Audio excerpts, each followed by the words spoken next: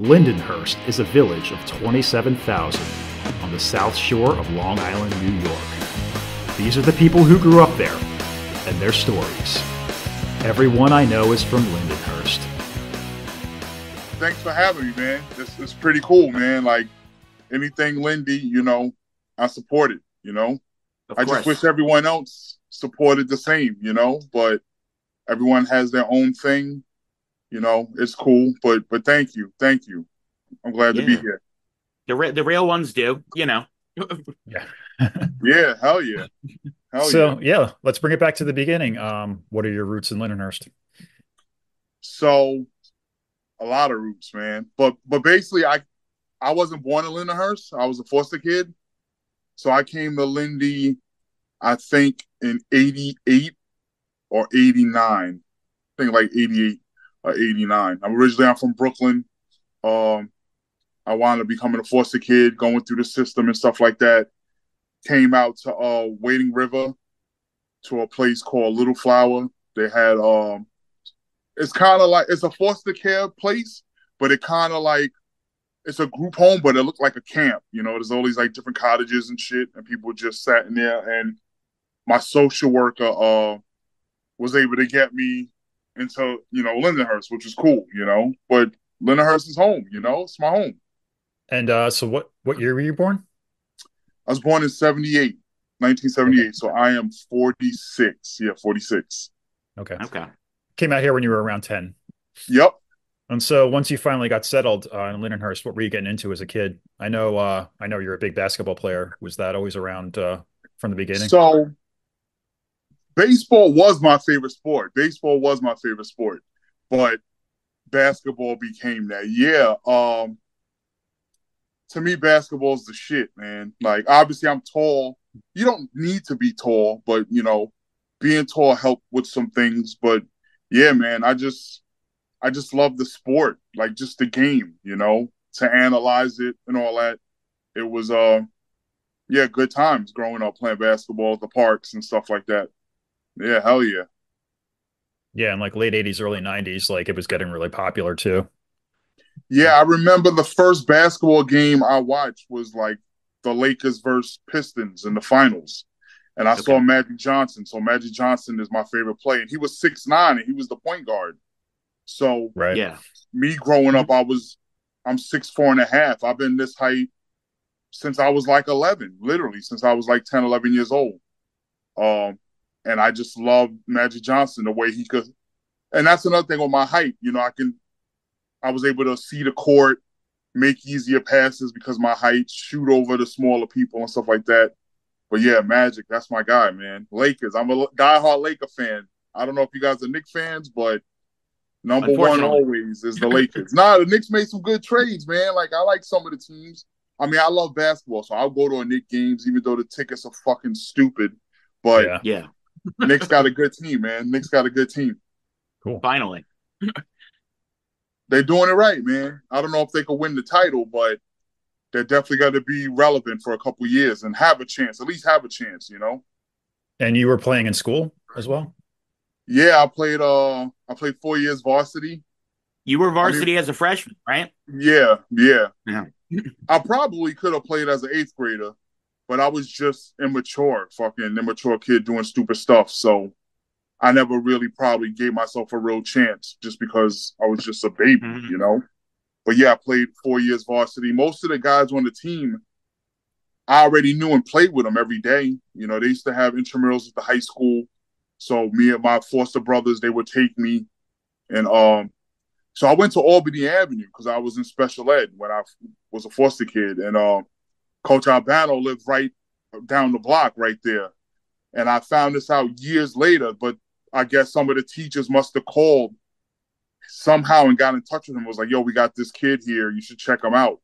So they used to have like little basketball like before school, and I would go there and just play with the kids. And apparently coach came and saw me through the door as like a little kid playing with all these kids, like kicking their ass and stuff, Those are the good old days, man. Those are the good old days, So forgive my ignorance on this. Like when you're a foster child and you turn 18, is it kind of like you're just emancipated, like you're on your own type of thing? Or so technically it's 21, Okay. and it could be 24 if someone's like going to like college and stuff like that.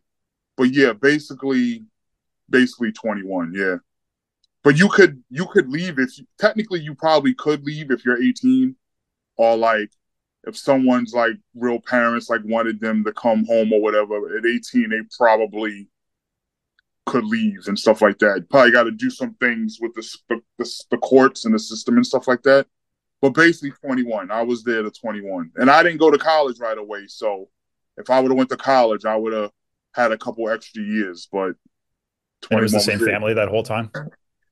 So, well, yeah, basically. I mean, I was in a foster system before that, so like I was Okay. basically all over the place. Like I was in Brooklyn, I was in Queens. Um, so I, so you guys are interviewing me, so I guess we could talk. We could just talk about it since you're talking about foster care. Mhm. I grew up in Brooklyn. My dad basically tried to like kill my mom. That's what I'm saying. My real dad was 7 feet, and they got into an argument because we were gonna go to my grandma's house and stuff like that. And my dad was painting the apartment, so he was on the ladder, and he had the paintbrush with the paint bucket on the ladder because he's like painting above the door and shit like that. And it was my grandma's birthday, and there was probably stuff happened before that. Like I knew like he used to, hit her and cheat on her, and drugs was big back then, so a lot of drugs. So it's a whole bunch of shit. But this particular day, they were just getting into it, and it's my grandma's birthday. And my mom's like, "We're going to see, Nana. It's her birthday."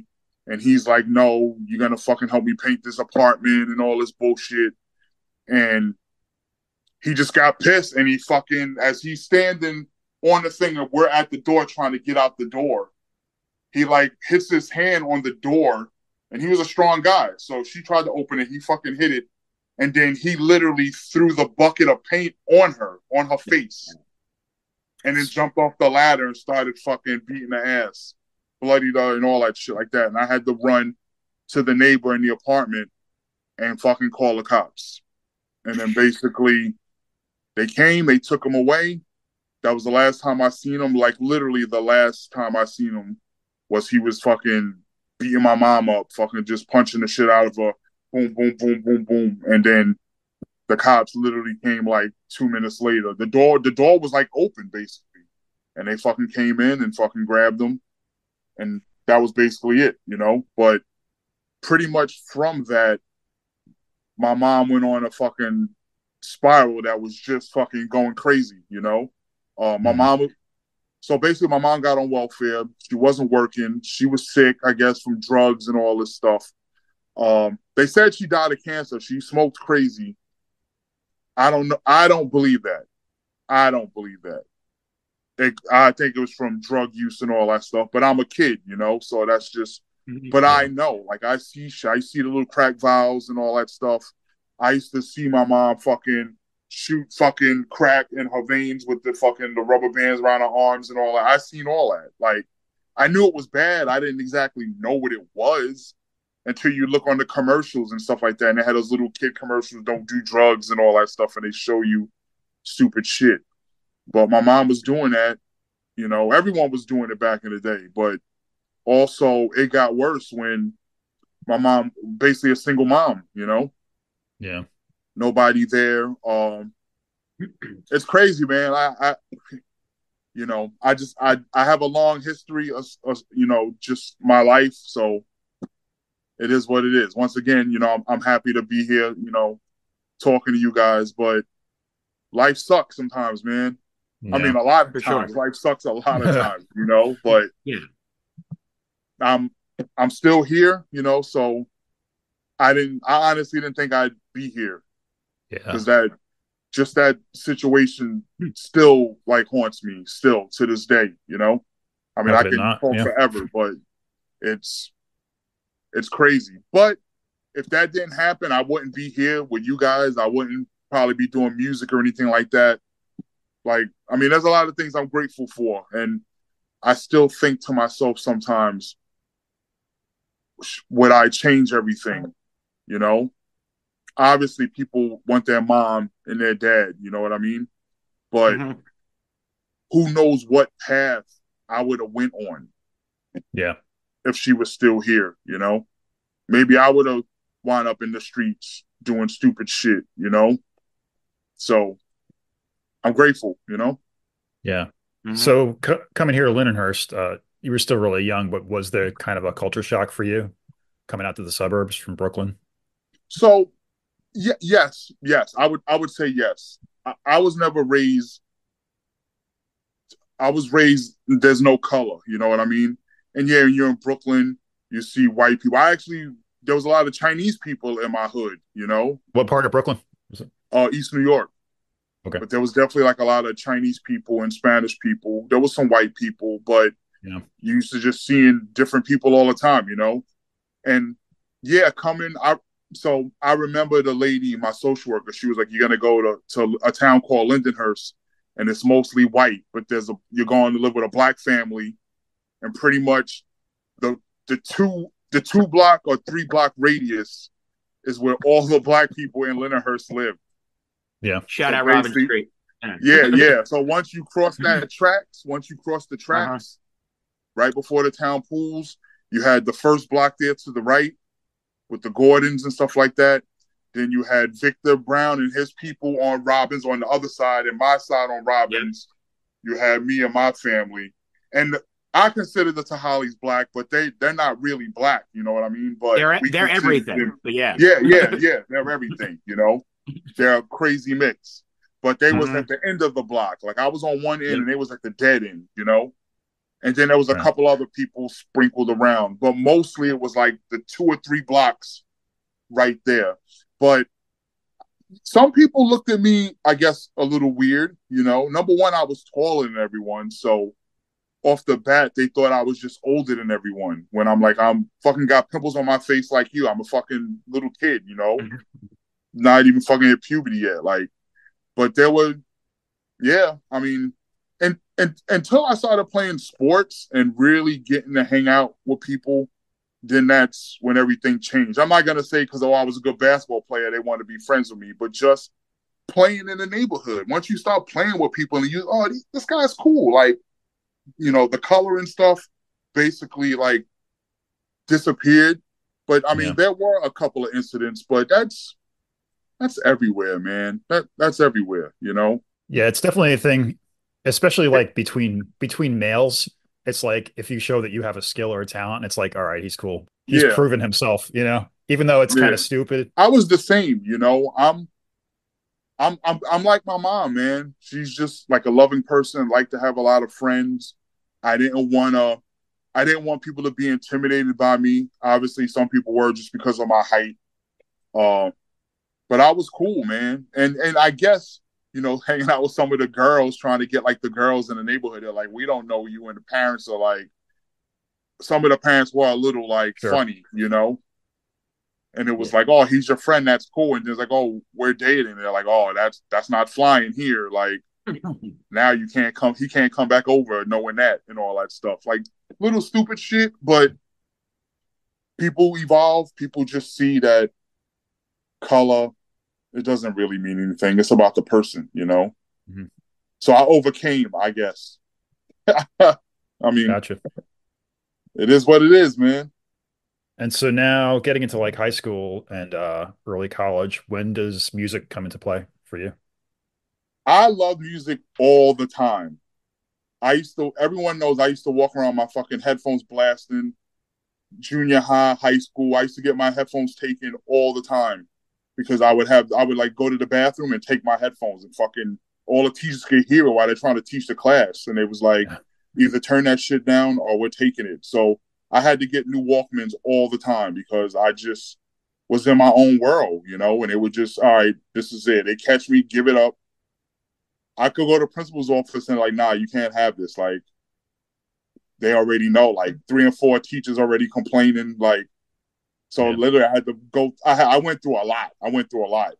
But I would say my first rap that I wrote was probably with the Tahalis. Yeah, with the Tahalis. It was me and Greg. We used to listen to Nice and Smooth back in the day, and we would literally rewrite the songs and then change them and put like our names in there or our little lingos we'd added in there and shit like that. Yeah. And that's basically how it started, you know? Like literally we'd fucking sit there. We played Tecmo Bowl for Nintendo. We'd rewrite the little songs and do our little dance moves and rap the songs like we were them and shit like that. And you know, that's how it started. Like basically those are like my first like raps, you know. It's come full circle because Vito here, I think he's actually giving drum lessons to Greg's son. Oh, nice. I was for a while. Yeah, I was, yeah. And then he got way too good for me, so I sent him to School of Rock. Yeah. I was like, you need to play with other kids now. Yeah, that's cool, man. Yeah. No, the kid's super talented, yeah. Kids are so advanced now, and the difference between back then and now, like kids really know what they want. Yeah. If they see something, I want to do this, I want to do that. Back then, it was like some people want to do things but didn't know how to go about it. Now there's so many ways. It's on the internet for them to find. They can just look up whatever they want, and you know, someone can teach them to do anything. Or they could just do it themselves and learn. Like there was no internet back then, you know, to like, oh, let me YouTube a lesson and figure it out, you know. So that's cool. That. And so were you starting to like record and perform? I didn't record until might have been like 10th, 11th grade. So I would say like 95, 96-ish. I didn't start performing till late. Shit. I'm 46. I probably didn't start performing till I was like 25 or something. In that aspect, we were late bloomers, you know? Like, we did stuff when we were young, and we just, like, played it for us. Or, like, we had parties or whatever. We'd play songs. So the thing with Greg, you know, we was doing that. But what really took off was it was me, it was my boy T, Rom, Kev Leary, Bjork, Burdick. It was us. Like we, you know, originally it was me. In high school, it was me and Kevin and T. And we, you know, we gave the name Lethal Weapon originally, spelled different, but basically it was me and Kevin because we were in school. T was older. So me and Kevin would write and record. And then when T, you know, wasn't working and stuff like that, we all hang out. But I gave us the name Lethal Weapon and spelt it different, you know? And we would, you know, people thought we were wannabes. But I mean, if you play a sport or whatever the fuck you want to do, you know, you got to start somewhere, you know what I mean? Yeah. And you do it for fun. Everyone does it for fun. Then you get good at something, you want to do it. Or even if you don't get good, you're just hanging out with your friends and just trying to do something because everyone's doing it.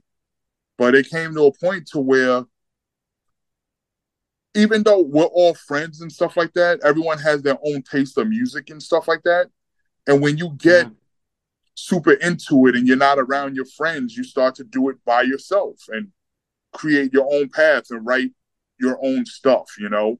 When you're in the group, a lot of times, and this is before I even made beats, we would just use other people's instrumentals and write to it and record it. And you're basically writing like that. But whatever the song is, you're basically trying to do that same thing. You got to write your own stuff, but it's kind of the same, you know? And once we started, you know, making beats, well, T started making beats first. Then it was like, we can have our own say, you know what I mean? And that's when things, you know, it was still beginner, but it was like, yo, we can write our own stuff. We could come out with our own concepts and stuff like that. Now we got our original music, so it's like ours. And I think that's when we got better, when we started to, you know, find our own niche and do our own things. Like it started when everyone's doing their own thing at home, you know, trying to figure it out. And then when we come together, it's like, yo, we got some original beats. Because when you hear a beat, it's like you think of something. But now when you bring something fresh to the table, people are like, oh, I got an idea for this. Let's do this or let's do that. So that definitely helped once we started getting our own production and stuff like that, you know? And so this is like mid 90s, so like pre Pro Tools still and like Fruity Loops and all that. I use Fruity Loops now. I got my computer right here. I Yeah. still use Fruity Loops. I use FL8. Like they're like probably like 130, but I still just use the original one that I Yeah. use. But we But used back to then use it was all MPCs and like yeah, I DSP. never used Yeah. the MPC, but we pretty much we had keyboards. We had Yamaha keyboards. We had a Yamaha MIDI station that had 8 tracks.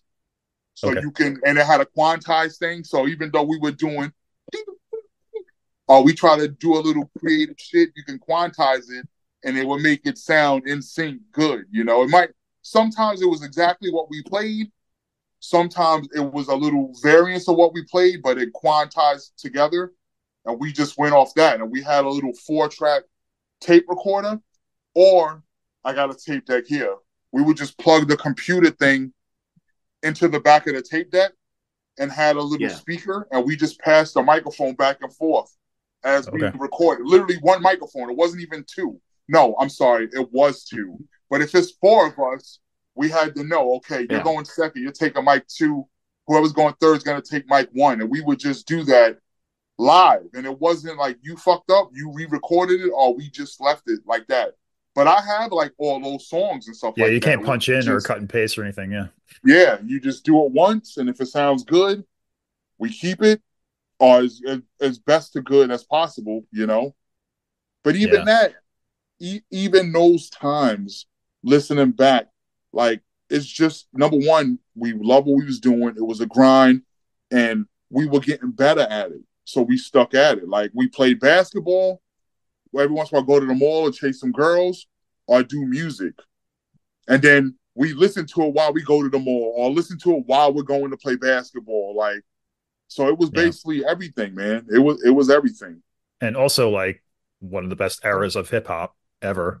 Oh yeah, the 90s. Yeah, hell yeah. Yeah. So were you guys like seeking out mixtapes and like kind of like digging for new artists to be inspired by? I can open this closet right here, right now, and grab all my old cassette tapes. They're literally right in this closet in fucking sneaker boxes.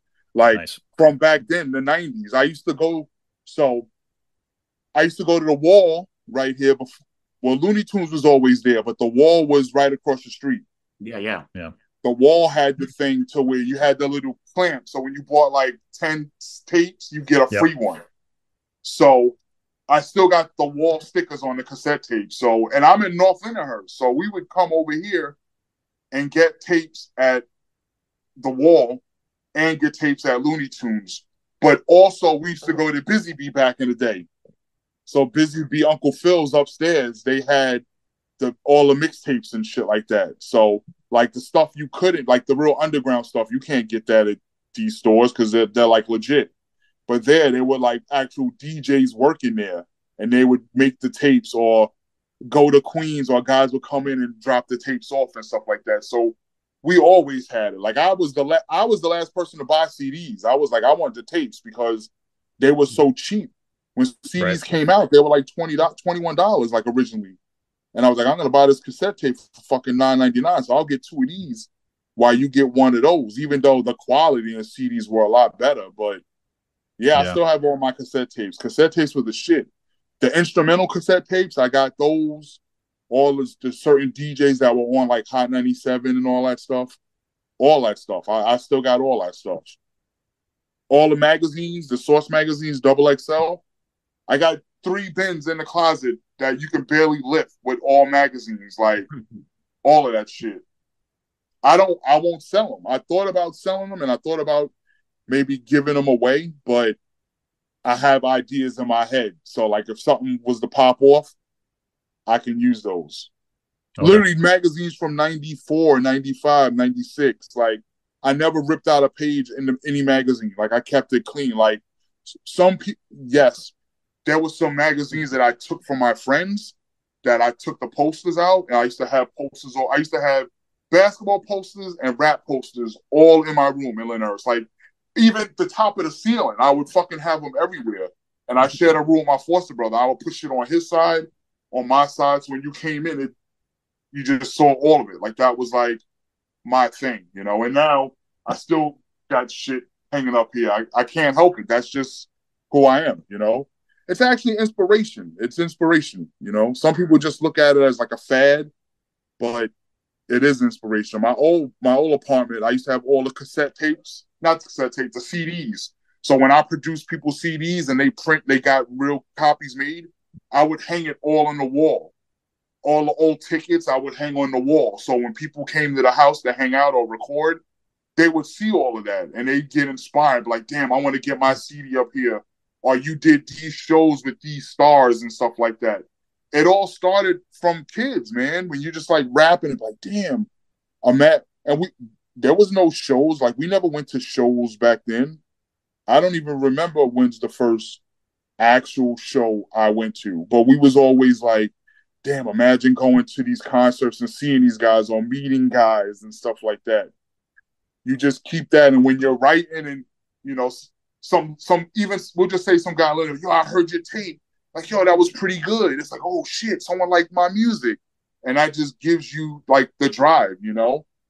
Yeah. I actually used music in my head when we played basketball. Like there'd be like theme songs that we would sing and I would have songs stuck on my head. So if like I'm dribbling in my mind, I would sing a song or I would make the beat as I'm walking the ball up the court.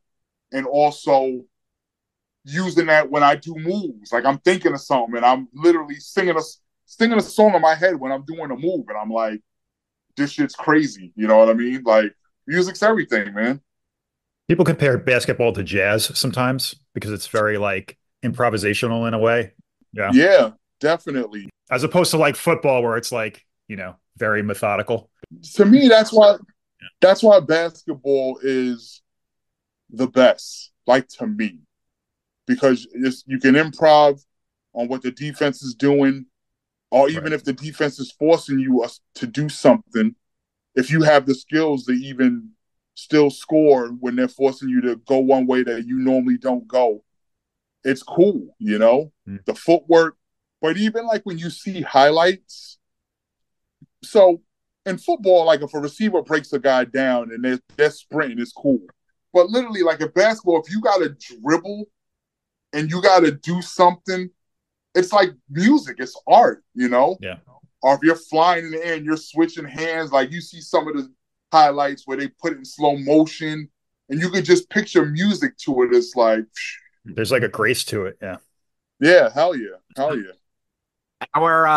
A friend of ours, I think you know him, Jared Dowd, used to play 2K with him a lot, and he would always play your CD, and he would always sing, I'm a worker like a business. Oh, that was the shit. Defense. Yeah. Yeah, Jared was one. Jared used to play with us when he was younger. He used to be, we thought he was going to be something, man. He had a good game. But yeah, that's my guy. That's a very good segue into my next question. I was going to ask you if you had any jobs around town as a teenager. So I used to work at Crazy Al's. It used to be a discount store by Raw. The pizza place is over there now. I think it's Geno's or something. Geno's, yeah. I used to work there. Also, so during the summer, we used to work with Coach at the gym because they would have like summer leagues and spring leagues, even adult ed. And I would work doing the scoreboard. So like when we didn't have a game, I'd still be there no matter what. It's like our game's at 9 o'clock. So I'm there at fucking 5 o'clock. We're playing for an hour or sometimes 4:30. We do a couple of drills and shit, play open gym. Then 6 o'clock, I'll sit there and do the scoreboard, get paid. Then the last game play. I did that for a while, for a long time. But also I used to work at me and Phil Moore. We used to work at what's the ALC? What is that? Niagara? Is that what? Yes. Niagara, yes. Yeah. Yep. So we used to work there as the custodian. So we'd have to fucking sweep, mop, get the classrooms all set up for the summertime and all that. And I forgot the old timer who was our boss, but he was like mad cool. But me and Phil, we used to fuck around a lot, man. But we'd fuck around and then old man would catch us and he'd yell at us. But he was like an uncle, you know? And when we got caught, we're like, yo, we got caught, man. He ain't fire us, you know what I mean? So we're like, we gotta, do the right thing. He gave us our, hour or two to fuck around. Now we gotta really hustle to get the day's work done, We did that for a couple summers too. Even after high school, I think I did it for like one summer. And the old timer was like, yeah, we want you back, Yeah. So you said you went to college a little bit later in life. I wound up going to Five Towns. So truthfully, I messed up in school, I had a lot of friends. I was trying to chase girls and shit like that. And I didn't really do like the bookwork thing. I would fucking sleep in class and stuff like that. Funny thing, I never cut. I never cut class a day in high school. Never. But I would show up every day, wearing my shorts with my basketball jerseys, and I would just screw around, So that kind of cost me that definitely cost me to go to college to play ball because I had to stay back a year. So that kind of fucked me. But then after that, I was like, I'm not going to school. Like in my mind, I'm like, I'm just gonna work, And then that changed at 21. Yeah, I didn't go to college till I was 21, and I went for a year and a semester. And honestly, it just wasn't me. Like I couldn't do it. Like I just couldn't do it. I was living on my own, trying to work part-time, having to pay rent. Like it was just a lot. Like I couldn't even pay rent. But I was renting a room and the guy was like letting me slide, In the summertime I had to pay extra, but he was letting me slide when I was at college. And then so I have bad eyes. I've always had bad eyes. And a lot of times doing the homework and shit, I would just lose my focus. Like my eyes would just be fucking killing me. And we had basketball practice, so I was tired from that.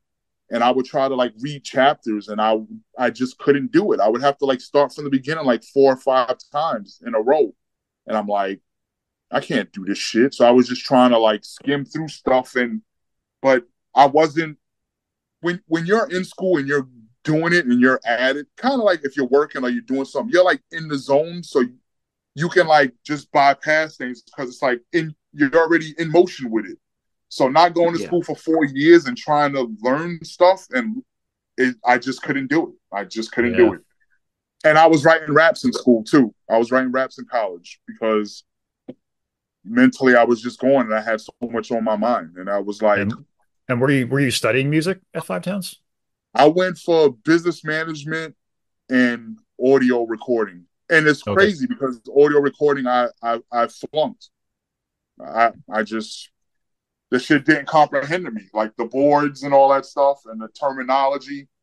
So my stepdad, he had a little studio that I would record at, but it was completely different. Like it was like an 8-track, and he had like some gear and stuff like that. And I didn't use the gear as much, but some of the gear I used, but just the terminology and stuff. And he would try to teach me. He's like, this is what this is. This is what this is. And I would like, help me with this and help me with that. And he would try to help me, but he's like, if you don't know the fucking terminology for this, I'm not letting you use it. So it was like, all right, I'll just use this because I know what this is and not use that. And some of that stuff probably would have helped me more musically, but I was like, I don't know it. Like, let me just do this. And that's the thing too. Like when I know something, so just say if you know a board or gear or something, you'll use that forever because that's just what you know. So like I use FL Studio, but I have FL Studio 8. I've had this shit 20-something years. I won't get the new one. I paid for this. I'm only using this, and the new one's got all these other features, and there's so many other things that I really don't know about it. But what I'm doing, it's I got this, and I use it. Like it is what it is. If it ain't broke. Exactly. So you leave college, and so you're just working after that full time? Yeah, basically. I mean, I had to. So, I mean, I was 21. I was on my own. I had to do something. So I was just working odd end jobs, just trying to like figure life out. I worked at the mall. I worked at what did I work at the mall? I worked at Sam Goody at the mall. I worked at the We school did too. uniforms.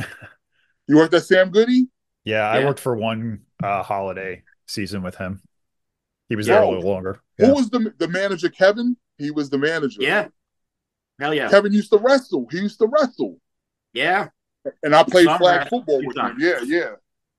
So Kevin was cool. Yeah. So yeah. I worked there and I worked upstairs at Lobel's, the school uniform store. Oh wow. And then I worked at Yeah. Players Club. Yeah, I worked at Players Club next door to Suncoast. So it was Lobel's, Suncoast, Players Club, and then it was Sears or Macy's. I was on Macy's side. Yeah, Sears was the other side. Macy's, Yes, yeah. Sears was the north side, I guess. Yeah. Yeah. Lobel's, I remember getting my school uniforms there when I was in Catholic school. Yeah, I worked there. I was the stock guy. We used to I used to fucking heat press the logos on the shirts and the shorts. Nice. So we have the shorts and everything out there, and the girls' gym clothes and all that. And when we ran out of shirts, they give us an order, and we just like heat press all the shirts, like a dozen, fold them up, put them in the box, stack them up, and all that stuff. Go to the other stock room and get like the skirts and the skirts and the dress shirts and shit, and bring them over. Yeah, that was a good job though, man. On gym class days, we used to have to wear our gym uniform under our regular uniform, which was really uncomfortable, especially when you're still growing and everything's getting tight. You guys didn't have a locker? No, nothing like that. We So had to then wear you it under just our put clothes. your uniform back on over the gym clothes? Yes. Yeah. And when you're a kid and you're growing and like everything's getting tight on you throughout the year, it's very uncomfortable. I know some of the parents didn't really have a lot of money because the shit was expensive. Yeah. And when they come to get the gym clothes, they would only get like one outfit. Right. And we're thinking, damn, like you probably need like 3 or 4 at least just to switch up. But people didn't have money, They had to get their slacks and their shoes and all that stuff. And it was like, yo, we can't afford this fucking. Try to keep it clean. Yeah. Yeah, basically, you got to wash them every day. Like, and there was some people who didn't have washer and dryer at home. Like, I didn't have a washer and dryer at home, so I had to wash my shit out in the sink. Like, yeah, if I'm not gonna go to the laundromat to wash a fucking pair of shorts or something, I had a little scrub brush thing, like a little scrub thing. Get my soap, clean it, fucking drip dry it outside. Good to go. But I don't know what people did, who had the, Catholic school gym clothes and shit. Yeah. We just suffered with it. Cool. So short. Yeah. Is that a Beastie Boys shirt? It is, yeah. Nice. And I know John's got his own fucking me shirt on. ECW, man. Hell yeah. It's funny. Last time I saw you, I was at Monday Night Raw with Jared Dowd, and we saw you at the Coliseum real quick. That was the best. Bro, I was at AEW on Sunday. Nice. Hell of a show. It was crazy. Huh? Hell of a show. I wasn't there. I watched the pay-per-view, though. Bro. Good shit. One of my drum students was there. It was a good-ass show. Yo, Moxley was the worst, though. Moxley was the worst. I'm not the biggest Moxley fan. I think he was better in the Shield. He looks awkward sometimes, But I think somebody said the guy he wrestled, I don't think spoke English. Yeah, I mean, that was Naito or no. Yeah, no, that's who he fought, right? Naito? Yeah. Yeah. So if the guy doesn't speak English, what can you fucking say to like? Right. So yeah, back to you. So you said mid-20s is when you started performing. Was this still with Lethal Weapon? It's the same group. So what was that? Okay. Hold on, let me think about this. So my first real performance, and this is crazy. My first real performance was at Amityville Music Hall before it was Amityville Music Hall.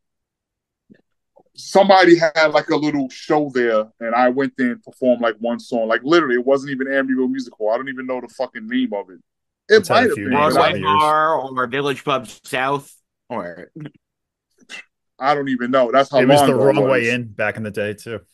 Yeah, maybe that was it. But it was literally like one song, and it was like nothing, But my first like full set, we performed at the Funky Monkey in Oceanside. Oh. It was like a bar called the Funky Monkey because we joined a hip hop band, me and T, and I wound up leaving because I was working at Players Club, and they opened a store in Massachusetts. So I left to go open that store and work there. So I left the band. And then I came back like 2 months later, and I was just like doing my own shit. But they had a show, and I was the opening act for them for that show. And I had my whole set, basically 20 minutes, 25 minutes, might have been a half hour. But after that, yeah, that was like a good time. It's so weird when you perform. It's like, I remember a lot of performances, and I remember exactly like how I felt and stuff like that. I remember like the little rituals I do. It's cool, man. It's cool. I definitely grown from that a lot. Definitely a lot. You know, my emotions got me through that, and that's basically my emotions always carry me through my performances every time. Every time I use it to my advantage. Yeah, it's like you're still chasing the high from that first really good performance. You know what happens is, I have so many songs, and there's a lot of songs I don't know, so I don't perform them.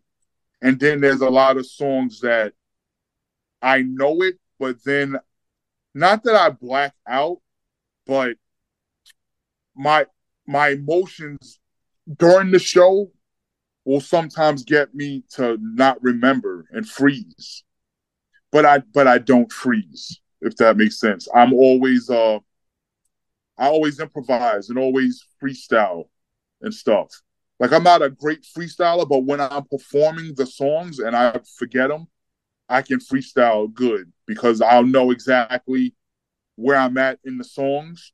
And then when the chorus comes, so like if I screw up, I can make something happen, and I'll know when the chorus comes in, and that'll like save me, and then I'll like get back on track.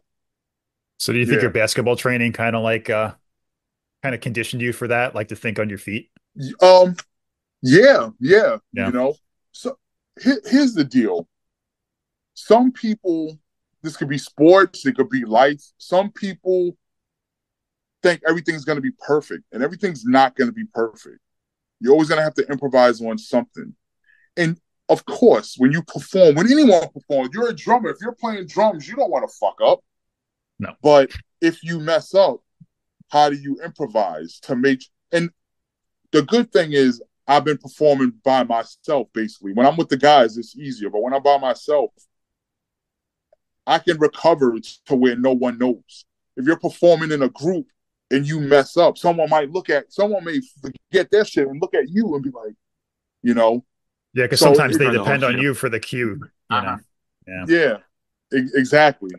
I like being people's hype man, though. Like, if I know the songs, I'll hype them up. I'll rap the songs with them, and it's their song, and I'm saying the words because I'm like super hype, you know.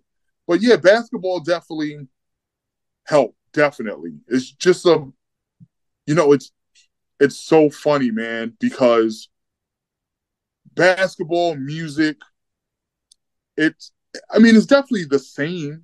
It's definitely the same. Just the way you move and gotta be like on stage or think fast, you know? Like, yeah.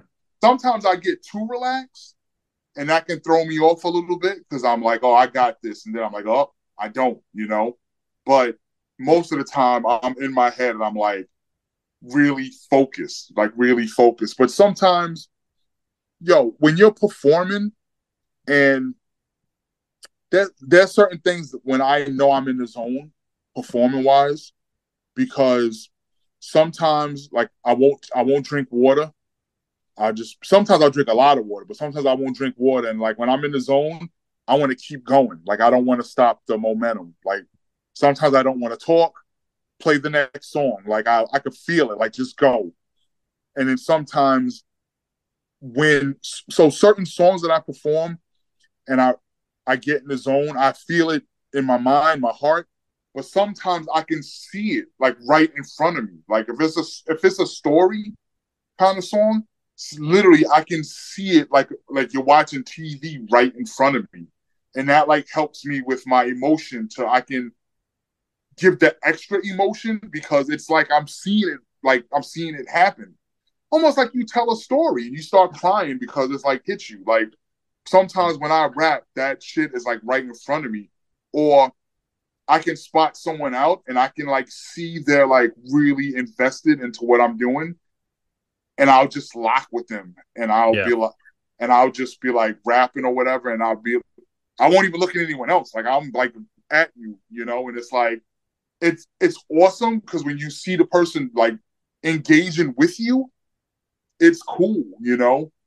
Or you look at someone and they can just remind you of whatever the song you're doing, and it's like that's why performing is cool, man. That's good or bad. You know, you fuck up, it's good. People don't like your song. Just from a general performance standpoint, it's awesome, man. It's nothing better. I mean, playing basketball, doing highlight plays is awesome, but literally being on stage and having people like lock in with you is awesome. And even other people who are from different genres, when they appreciate it too, it's like, yeah, you're doing something right. And so you were just performing around Long Island in the city, or were you branching out to So other when we places? first started performing, bro, I got so many stories. When we started performing, we used to perform at P's mom's house, Miss Whittles. They would have fucking house parties, and we'd perform upstairs in the bedroom, and everyone would come up to the bedroom, or we'd go outside in the yard and play the tape. And we didn't have microphones, but we would just rap it, or sometimes just take the tape with no words, and we just do it, messing around. And people are like, yo, this shit's fun. So like, there was a lot of people just like encouraging us to do it because we're like I guess like the life of the party. They're like, yo, you having a party? Are you guys gonna rap or whatever? And then we'd be like, yeah. And there'll be times that we have parties and we will be recording our songs upstairs, like in the middle of the party. We're like, yo, we gotta go record some songs. And there'll be people like sitting there literally watching us record songs while the party's going on. It's like, yo, you guys gotta keep quiet. And we'd perform it. And then they'd be like, yo, you gotta literally record it, go downstairs and perform it. Or they'll bring the people upstairs and we'll perform it like right then and there. It's like crazy, man. Like with music, I think it's weird that there are people out there who don't like music at all. There's some people who don't like music. Like they don't like music, they don't watch TV, they don't go to the movies, they just do their thing. Either that or music is just like a background thing that they throw on just to do. Some people don't even do that. Like they don't listen to music at all. It's just not their thing. I know people who drive in silence. Like they no radio, nothing. If you're in a car with them, they'll talk to you. But other than that, they're perfectly fine. Not even talking on their phone, not even like speakerphone. They're just driving home or no music. Like, yo, what are you listening to? Nothing, just driving. I'm like, dude, that's weird. Music gives all different kind of emotions, you know? But there are some people who don't want to show any emotion. So that's one of the reasons why they don't listen to music, because it'll give them an emotion that maybe they don't want, or they don't want other people to see or whatever. And that's why some of them don't watch movies. Yeah. So moving on in time. So tell us about Stay Vintage and how that whole started. It almost started by accident.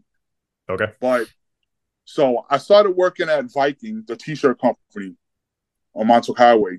And I've always say vintage, always. I use it in a sports analogy, even music, but I used to do it more in sports. So like if you like, we'll just say baseball. You guys like baseball? Mm-hmm. So who's your favorite player? Just name a player. Don Mattingly. All right, Donnie Baseball. So hell yeah. When Donnie has that vintage game, couple of hits, a home run, opposite field with that left-handed swing, you know that. And you'll hear people be like, yo, that's vintage Donnie. Or if you're at the game, we need a vintage Donnie game to win or whatever. I use that in life because it's basically however people think of you or you think of yourself, that's your vintage. This is one of the main reasons why it connects with everyone. Because everyone is vintage in their own way. Everyone knows you, how you are, your family, your friends, everyone knows you.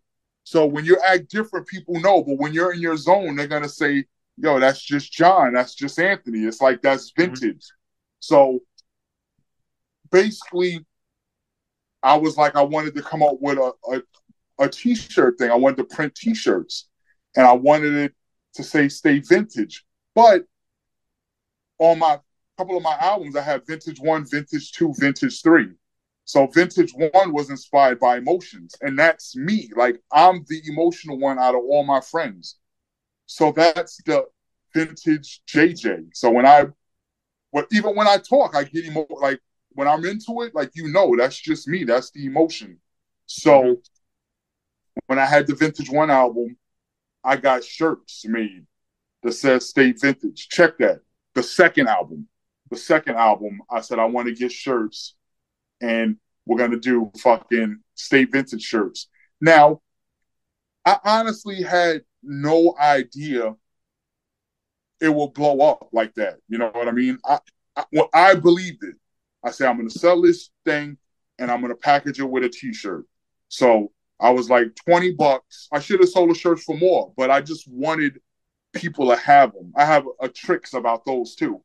So I was like, $20, you get the CD with the shirt. Everyone wore the shirts at the album release party and all that stuff. And then other people in the streets started seeing them and be like, what's this? And like I'm explaining to you, they get it, they want them. It's like, oh, "Stay Vintage." Like, I like that. Bro, I wore in LA at the fucking Santa Monica Pier on fucking Muscle Island in Venice Beach. I'm walking around, people like, yo, that shirt is dope. I used to go to the weed store and I had a fucking "Stay Vintage" weed shirt. And I was like, yo, what is that? Where'd you get that? And I'm like, yo, that's like my shit. Like, I got people all over the country who fucking wears all the stuff, So I started to do more. Like, I just started to do more because it kind of exceeded my expectations. I was just like, I just want to do this because this is from the heart, But everyone's like, yo, you got something. Like, you got something here, Mm-hmm. So I just started putting out more and more shirts. And I think I've started that 6 or 7 years ago, and literally had shirts, hoodies, beanies, masks during COVID. I had masks during COVID. I had little hand sanitizer pens that had the "Stay Vintage" logo on them. I had bumper stickers. I had all that shit. I was gonna do sweatpants, and I was gonna do shorts. Definitely sweatpants, but it was too much money, Yeah. Because for one sweatpant, I could probably get 2 or 3 T-shirts made. Yeah. And then if no one buys the sweatpants, and you get these sizes that maybe no one wears, it's like, oh shit, like, I don't want to be stuck with them. So that's why I didn't do it. But there's definitely, so John, I know you was doing shirts and stuff like that.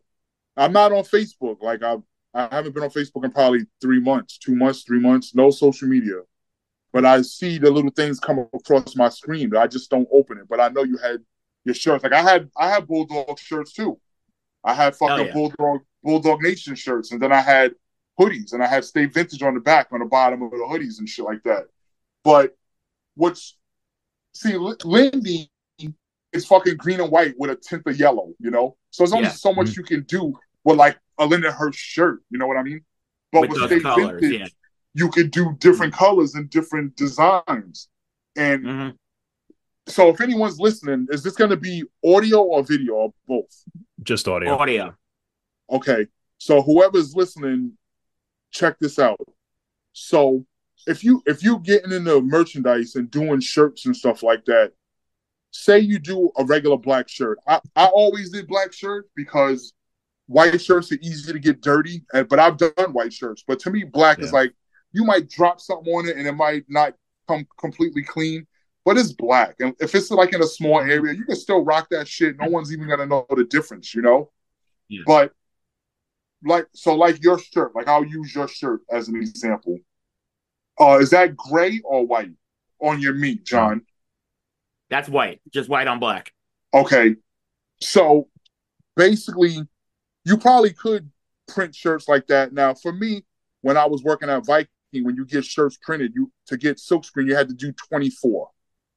Right, I would do 40 or like that. Yeah. Yeah. But I'm not going to say to trick the people, but if you had, let's say, we'll just say white. You got some black shirts. Now, if you wanted to, you could get some navy shirts, you could get some red shirts, and have the white thing. So it looks like you got 3 shirts, but it's really the same logo with the same color, you know? The same ink, yeah. So I would do that. Number one, some people don't like black. Some people like other colors. But you could do that and you get different eyes to see different things, you know? Like somebody may like red and want it. And then now it's like you got 3 different shirts out there. And it's basically the same shirt, but to other people, it looks like you got 3 shirts. A whole line, yeah. So when you're talking to someone, you could basically say, yeah, I got 3 shirts out there. I got a black shirt, I got a red shirt, I got a blue shirt. Instead of just that one shirt, you know? Now, black could be your main thing. And say if you order 24, you can do 15 black, a couple of red, a couple of blue, just because you're not sure, but have a couple just in case. Because you know there's always those different cats who are going to want something just because it's different. Everyone's wearing black. I don't want to wear black, or I got a red one. And they may not even like red and be like, oh, shit, you do? Let me get it. Because it's different, they don't want to wear the same color as everyone else. Yeah. Now they like red. Now their friends want it. Now these other friends want it. Now they may say, oh, shit, if you do more black, I want it. Or whatever. And you can use that tool to help sell more product. Because if that design you did just popped and you sold it quick, your next batch of that same thing is probably going to go just as fast. Because people... Because now people are seeing it and they know you and they understand the vibe. And now they feel like they missed one. They missed it. So they got to get it no matter what. Save me whatever color you got no matter what. You sell that. Then you do other designs and then you kind of build like that. And then what you can also do is you can have a plan to where you could do a pre-sale, but maybe on the pre-sale, give them a discount. So if you're selling your shirts for $25 and you want to get a big batch, you can have people now do this before you order. Do this before you order your shirts. When you got a big enough fan base, or you know your people who are going to get them, you text them, you show them what you're going to get. Hey guys, I'm thinking about this right here. And then if you could do different colors. So when I order shirts, I get a display of different colors, so I can choose. Okay, I'm only going to do black, but I'll still have the thing, so I'll show it. Now, if more people bite on the blue, then you're like, all right, I'm not going to get black. I'm going to do all blue or whatever. But you can say, hey, for my regular customers, exclusive right now, pre-sale $20. Or if you're selling the shirts for $30, you say, lock in your shirt right now, Zelle me, PayPal me, blah, blah, blah, blah. $25. You're guaranteed to get your size and all that. If you're ordering 50 shirts and you get like 15 or 20 people to pre-sale, you say, you know you're not going to lose money. You might lose a couple of dollars here and there, but you got to put the money up front. So it's basically they're helping you put your money up front. So you give them a discount for supporting you to get the shirts. And now before you may send a picture like on Facebook, this is what's coming.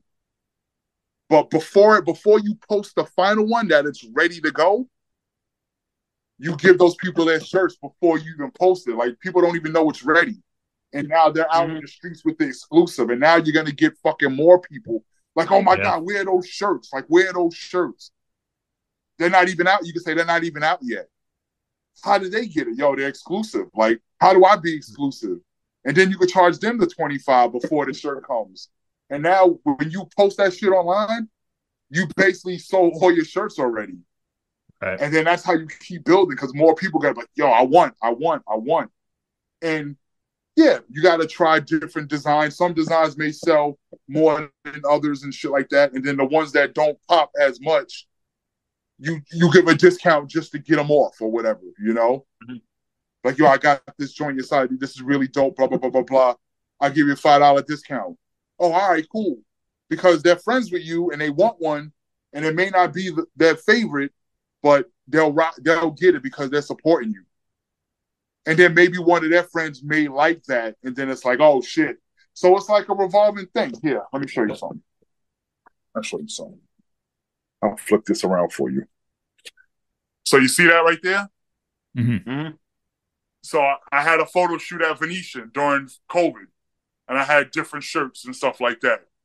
Oh, wow. So everyone, I mean, I have so many different other ones, like same logos, different colors and stuff, but that's just like. Yeah, send us that. We'll put it up on the Instagram with your episode so everyone can see it. It's cool, you know? Yeah.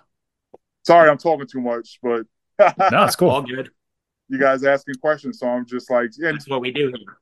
I got I had hats, like snapbacks and shit. A lot of my friends who golf, they would love it because I get the snapback with the little holes, like the little mesh ones in the back. Yeah, yeah. So like, oh, I'm golfing out there, take the sun away when you got the little holes to get a little air and stuff like that.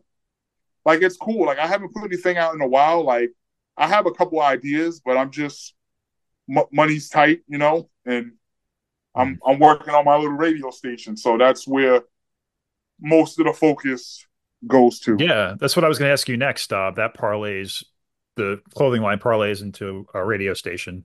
Yeah, so my friend Terrence, he's in a band and he's a promoter. He used to do shows at the Donkey Revolution and all that stuff. Me and him are real cool. When I went to LA to see my dad, Perseverance was his band? No, fuck. Hold on. Let me find it. That's my guy. Hold on. He's gonna kill me because I forgot. But hold on. I got the song right here. I got a song with him.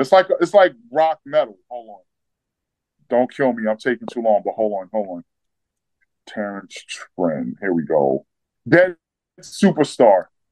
That's his thing. Dead Superstar. Oh, okay. Yeah. So when I went to Whiskey A Go Go to see Terrence, I met these people from Static X Radio Rocks. Mary, my boy Rich, Mary's husband Chris. They knew Terrence, and I told them I did music, and it was like, yeah, we have an internet radio station. So I started sending them music, and then they started playing my music. And I thought it was cool. And I had like a whole other fan base. And I got curious. I was like, maybe I should be a DJ. So I was DJing on their station, which I still do. And then I decided to do my own station. So I literally had my own internet radio station, Stay Vintage Radio. And it's a 24-hour internet show. I can basically play whatever I want. There's like 20 gigs I uploaded into the server. And it's basically, so I have a couple DJs who DJ for me, but they do stream. So like, I found out internet radio's big. Like, you basically play what you want. You can play curses. You can talk to callers live. I have my little mixer. So like, I could have recorded y'all at the same time you was recording me. I could have just plugged it into my thing and had it, and then I could have played it on the radio once it comes out. Yeah. But I think it's cool because I have my own style of music. I mean, I like everything, but obviously I'm a hip hop guy. So when I get certain people listening to what I play, they're like blown away because if you live in another state, like you know the hits. Everyone knows the hits, but because I'm here, there's different stuff that they may not know. And it's just like if they're over there, they have some different stuff that I don't know. So when I play it, it's like it's cool. They get into the vibe, and I really like it. Like, I've had some rants on the radio where I'm fucking going crazy just from like, because I'm in a mood or whatever. But I use my mood to dictate what I play on the radio. So like, if I'm in a sad mood, I can play ballads. I'll just play ballads. I don't care. Like, that's what I'm playing. Or if I'm in the mood to hear Michael Jackson and Madonna, like, I'm going to play pop 80s and stuff like that. But also I have a Discord. So when people are on Discord, they're like, what they say in the Discord is they say tune. So if that's a good song they like, they'll say tune. So I'll see it, you know? Or I'll be like, who's listening? Now, there are a lot of people who don't go on Discord, but I'll send them a link and they'll listen. So on the channel, it'll say how many people streaming. Like sometimes there's a lot, sometimes there's a little. But I do stream on 2 different stations. So the one station has an app. So when they're on the app, we don't know who's listening. But if they're just on the regular link, you could just click on the page and see how many people are listening. So I'll text people, they'll text me they're listening. It's cool because I get to shout them out. So now they're fucking excited. And then like if I know certain songs they'll text me, can you play this? Can you play this? I'll play this, I'll play that. So it's fun, man. And I don't do the music, not really, like I have the stuff here. I try to get in the zone, but I'm not there yet. And I can honestly say mentally, a lot of my recent stuff was kind of like, some spurred a moment, but some was like real time. So like if something happened and I'm able to turn a beat on and write, it'll just happen right there. I'll sit there and write off just like that and record it. So it's not like that anymore at this moment, I don't smoke anymore. So that always helped when I used to fucking smoke a joint or whatever, then get some ideas. So I'm not trying to rush that. If it happens, it happens. There are a lot of people who definitely ask when am I doing new songs. There's a lot of people who love to listen to my music, so I'm very thankful. And that's definitely inspiration. But at this point in time, like I'm not trying to force something just to put some music out. Like if I don't put music out ever again, I'm perfectly fine with that. Like no bullshit. Like I'm perfectly fine with that. I put out enough stuff that can hold people over. I really want to push my radio station. And even my friends, a lot of my friends don't listen to my radio station because a lot of times they have kids and I play like the non-edited stuff. Like some people, they'll let the kids listen to it. But then also like I'll go on late when people got to get ready for work or, some people may listen while they're cleaning the dishes or folding laundry. So they're like, yo, I got an hour, I'll tune in, But a lot of people is like, oh, we got the kids, we got to put the kids to bed and all that stuff. So it's just, but I'm not going to stop, It's just a grind. You just got to grind it out, Don't mind me, I'm plugging in my... All good. Yeah, so I guess winding down, we're gonna bring it back to Lindenhurst. Nice. I'll hand it over to John. We have some questions about your favorite things around town. Yeah, hell yeah. We play a little game called Best and Worst of the Hearst, where we ask you what your favorite places or things around Lindenhurst were. So we usually start with what was your favorite pizza place in town? This is a pretty big debate amongst people. So people may not like this, but I'm going to say my favorite pizza place, I was going to say Alitalia, but it's West Babylon. So I'm going to go with Luigi's on Montauk Highway because now I live down the block. So it's right across the street from the CVS. Yeah, I love Luigi's. So, but what I get is I'll get the Sicilian pie, half regular, half pepperoni, and that's the shit.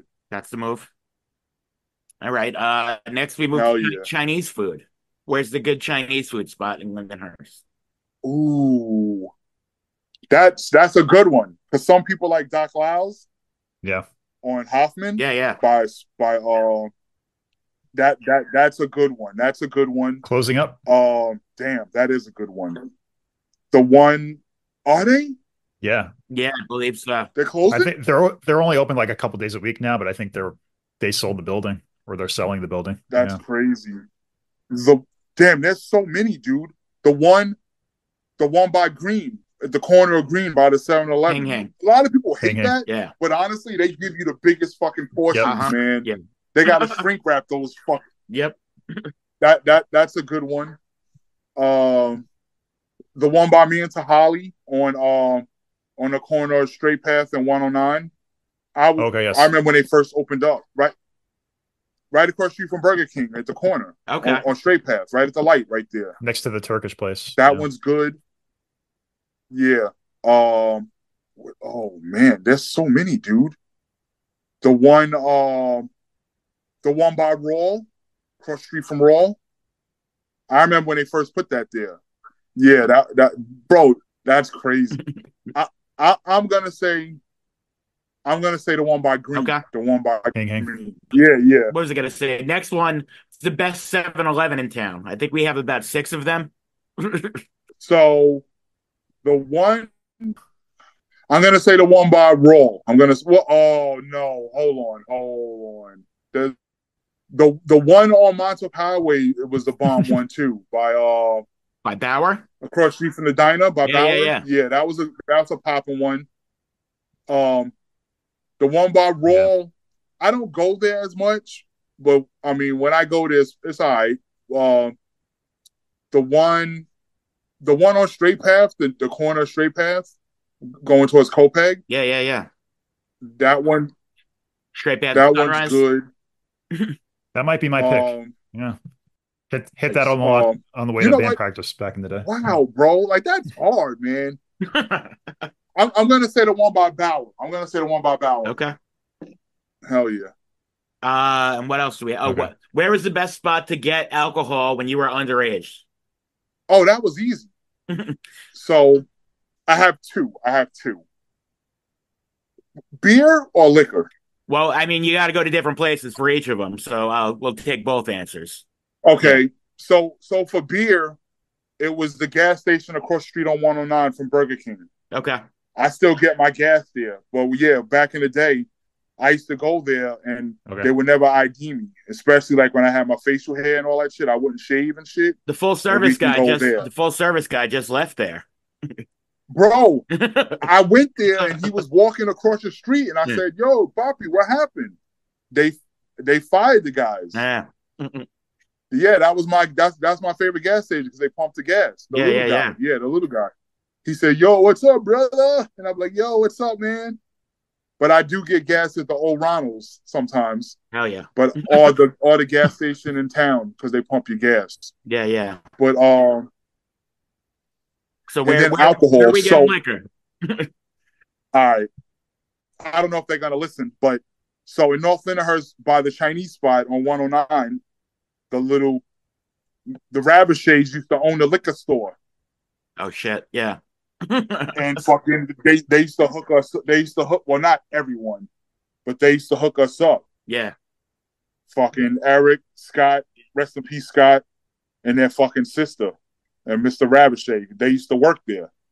So every once in a while, we could fucking make a little play, like see him in school and be like, "Yo, I'm coming by." Or when Mr. Ravishade wasn't there, we go there. And they make a couple fucking bucks or whatever, you know. They charging double and they probably put the money in their pocket, you know. So you get a bottle, the bottle's fucking $20. They want fucking 35, you know, like, fuck. Like, they wouldn't do it all the time, but like, you could probably hit them once a month, you know, and be like, yeah, hook it up. And then they give you a bag or you wait at the end of the night and you catch them around the corner and then you just give them the money and they'll fucking give it to you, you know? Hell yeah. Sorry, Mr. Ravishade, if you hear this. Hell yeah. Did you have a favorite hangout spot? Hanging out spot? So, it used to hang out at. I would say Zorn's. We fucking, not to be racist, but the Polish kids be hanging out there. We used to play Manhunt at Zorn's all the time. But the Polish kids would hang there and they make the little bonfire and fucking we go over there and fucking drink beers and they give us their Polish beers and shit like that. And we would just hang out. Yeah, Zorn's was the shit. Yeah. Did you call it a sump or a ditch? Yeah. Oh, so okay. Funny. So we had the sump behind Tahali's house by the town pools. And we used to play Manhunt. Yeah, there's houses there now. Yeah, we used to play Manhunt and tag there all the time. You know what? We hung out in the sumps too. Yeah, the sump was the spot. I don't know who had the fucking big thing to cut the hole in it. So we would go there and nobody would know we'd be there. Like we would just fucking hang out and drink beers. Like my older foster brothers. So there were times we couldn't get liquor and there were times we couldn't fucking go to the gas station. So I had foster brothers and I would like do shit like do their chores and they would fucking get me beers and shit like that because it was like 6 or 7 of us and they were high schoolers or out of school and they don't want to fucking do chores. So like, yo, you fucking clean the bathroom and vacuum the floors and shit and I'll hook you up with a fucking 6-pack or something. And I would have to do their chores and they'd fucking hook it up or whatever, you know? And then we go to the sump and be like, yeah. I think Tahali took a couple something out the cabinet too for fucking grandma and grandpa. Yeah, they had the little cabinet, so we had a couple of things, and everyone just like had a little thing, and we'd fucking hang out. And also, I don't know if you know, so walking the tracks, going to by like the high school, and you cut through by town hall. You could get off at town hall and then cross the street. We had a hangout spot there too. Well, like John Olinsky and all my other friends over there in North Lyndhurst, where they had a fucking clubhouse and shit. And they would get mad beers. They'd be fucking freezing outside. It'd be like barely fucking able to hold a beers. And they would get some beers and we'd fucking sit out there. And that's when they were like smoking cigars and shit. I wasn't smoking though. I was just drinking beers. That would be a fucking dope hangout spot too. Because over there it'd be like fucking 20 people like just vibing. You know, we never got in trouble over there. I mean, we were all good kids, man, doing teenage shit. Like, we weren't trashing no one's house. We weren't, like, robbing. And like, we just did little things. Hung out, drank some beers. I remember at the shoe, I was fucking pissed. I'm like, yo, these fucking kids here, and you spot me out, and I thought he was being racist. I was like, yo, you being fucking racist. I was like, I got a brown bag, but everyone here is drinking, and I had to go to court and pay like $60 or something. Fuck that cop. But my friends are cops. But the shoe too, right by the tracks, fucking North Lindy over there. I don't know if it's still the shoe too. I don't know if people still hang out there, but I'm sure they don't call it the shoe too. If they did, that little dead end spot right there by New Horizons, like the one block over. Yeah. See, yeah, I know the vibes about that. Yeah, I know that spot. Hell yeah. Cool. And I know school wasn't really your thing back in the day, but did you have a favorite teacher growing up? So in college or high school? So in Lyndhurst. I had Mr. Whiting in special ed in fucking Albany, and then he moved to the middle school. He was always my favorite teacher. He was black. He was from the South, so he had this little slang and shit like that. But he had a red light camera, like a red light, green light thing in the fucking class. So we knew the temperature depending on what he would do with the light. So, like, we would talk and bullshit, and he would be cool, but if it got a little too loud, he would tell us to calm down and stuff. And if we didn't, he hit the yellow switch. So that was like a warning. And then when it got to red, he was, like, giving detentions. He was calling your parents. Sometimes he'd fucking be at your house when you walk in the door. Like, I remember one time he was sitting there, and I actually got an ass whooping in front of him because I did something. I must have cursed out one of the girls or something, and I was being real fresh and nasty, and then I wasn't listening. I remember walking home and going into the house, and Mr. Whiting was sitting on the couch, and he was like, "Hello, JJ," and I was like, "Oh shit," and I like fucking got tensed up, and I remember my foster pops, I got a fucking ass whooping right there in front of Mr. Whiting, and then I was cool the rest of the year. I was like, yo, I don't want no ass whoopings. I was like, yeah, so I straightened up. But he was like a parent, though. He was like a parent. Like, he really helped us. He talked to us like adults and really, like, he really cared. Like, he really cared, you know? So I know he passed a while ago, but he was a good teacher, Mr. Whiting. That was my guy. That definitely makes a difference. Like, you know, which teachers really were invested and every who kid wasn't. Has that. Every kid, you know, has that one teacher like they could talk to, whether the teacher was their coach as well or whatever. It was always one of those things, you know? Yeah. And, you know, even some teachers like who you didn't have as, you know, in their class, like they knew you, they knew your story, and they would always try to just help give some encouragement, or they knew your older brother or something like that, and they'd be like, yo, get your shit straight. I know your brother, or whatever, or your parents went to school here. Like, we know them. Like, and that's truthfully, to me, that's one of the best things about Lindenhurst. I mean, I'm in Lindenhurst every day, even though I'm in West Babylon, but to see teachers or people you grew up with, it's like, I don't have kids, but when you have kids and you just go around the town, like if kids are acting stupid and like you be like, yo, I know your parents, get your shit together. Like I think people should feel safer, because if your kid is out or your niece and nephew's out, I may know them, and I know you, and be like, yo, John, Anthony, I seen your fucking nephew out here being a dick. Like, I told him to keep it down or whatever, you know, like relax or whatever. I would feel safe, like someone's watching out for my people, you know, like, and I know a lot of people want to move out of here, but to me, that's key, man, because so many people are here. A lot of our people are teachers in the school, are coaches. So you see the same people all the time. You see these people's kids. They know each other. So it's cool to kind of keep everyone in line together, no matter what people talk about our town. You know, there's bad fucking apples everywhere, you know, but yeah, Lindenhurst is the shit, man. Lindy for life, baby. Bulldogs, yeah. Yeah, so that brings us to our closing question then. If you could describe Lindenhurst to someone who's never been here, what would you tell them? I would say we're just like every other place. The good, the bad, but there's a lot of love here. A lot of family vibes. Like there's tons of families here, you know? And you see that in the towns. I'm so happy that they've been, you know, putting all these restaurants and all these places to keep our people together, united as one in the same town. We don't got to go other places. So I would say a family vibe. I would say that's the biggest thing, a family vibe. Great. Oh, yeah. And before we go, just let everyone know where they can find you online, find your radio station, and everything else. So you can do a search, Stay Vintage Radio. You'll see the link. On Instagram, it's SV Radio. I think it's SV Radio or Stay Vintage Radio. For my shirts on Instagram, it's Stay Vintage Official. On Facebook, you could do a search for the Stay Vintage Collection by Edward J.J. Jones. That'll pop up. Stay Vintage Radio will pop up there. Yeah, man. I'm everywhere. Yeah.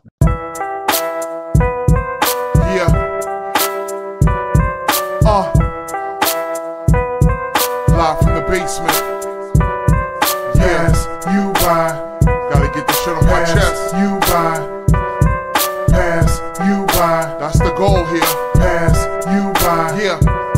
We used to be boys, real tight like a glove. You went away to college and stopped showing love. Whatever happened to rapping? I thought we were a team. 3 kids from Lindy, I guess it was a pipe dream. Damn, I really miss those times. Me and you in the basement writing rhymes, showing off to the other kids who tried to be down. We had their heads spinning like a merry-go-round. Out of no way, you stopped chilling, but I kept at it. Now I got them head bobbing to a classic with T, V-I-N-T-A-G-E. Doing what we do best, they can't see D. L-Dub, we about to step foot in the game. And without you, dog, damn, that's a shame. Hope you still got love for James. If not, I understand things ain't the same. You buy, hate it or love it, ass. You buy, never looking back, ass. You buy, many nights of fucking grass. You buy, hard on my sleeve, ass. Long live the bench.